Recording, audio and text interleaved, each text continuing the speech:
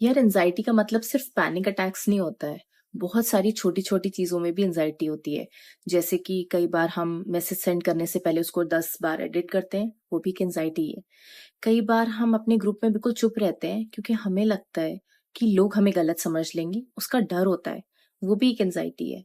कई बार हम इंस्टाग्राम को ही स्क्रॉल करते रहते हैं रात के 2 बजे तक क्योंकि हमारा माइंड स्विच ऑफ नहीं हो रहा होता है, ये भी एक एंजाइटी है। कई बार हम उन चीजों के लिए सॉरी बोल देते हैं जहां हमारी गलती होती भी नहीं है, वो भी एक एंजाइटी है।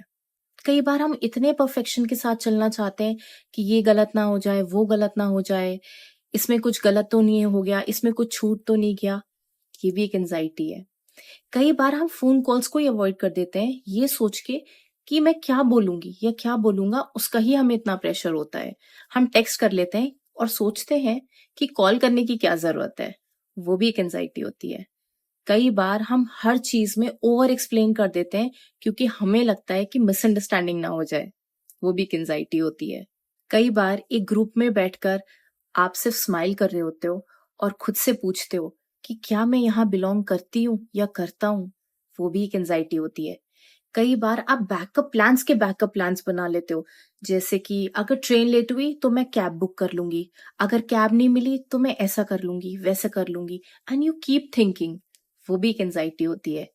कई बार आप हमेशा हेल्पफुल होते हो क्योंकि आपको नो बोलने में गिल्ट हो रहा होता है। आपकी प्लेट ऑलरेडी इतनी फुल है, बट अगर आपके फ्रेंड ने कुछ बोल दिया तो आप कभी भी मना नहीं कर पाते, वो भी एक एंजाइटी होती है। कई बार आप अपना फोन हर 5 मिनट में चेक कर रहे होते हो, अगर सामने वाले का रिप्लाई नहीं आया तो, या फिर अगर ब्लू टिक आ गया तो सामने वाले ने रिप्लाई क्यों नहीं किया, ये सोच के भी आपको घबराहट होती है, वो भी एक एंजाइटी है। एंड इट्स दैट वॉइस जो कॉन्स्टेंटली बोलती है कि लोग क्या सोचेंगे, आउटफिट चूज करना है तो लोग क्या सोचेंगे, करियर डिसीजन लेना है तो लोग क्या सोचेंगे, कॉफी ऑर्डर करनी है उसमें भी आपको कंफ्यूजन होता है, ये भी एक एंजाइटी है। So anxiety is not always visible, sometimes it's just someone trying too hard to be perfect, और someone who is too quiet because they are scared of being judged.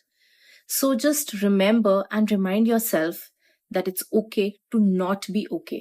And it's okay to feel overwhelmed. It's okay to ask for help. तुम्हारा struggle valid है, even if it doesn't look like the anxiety जो movies में दिखाई देती है.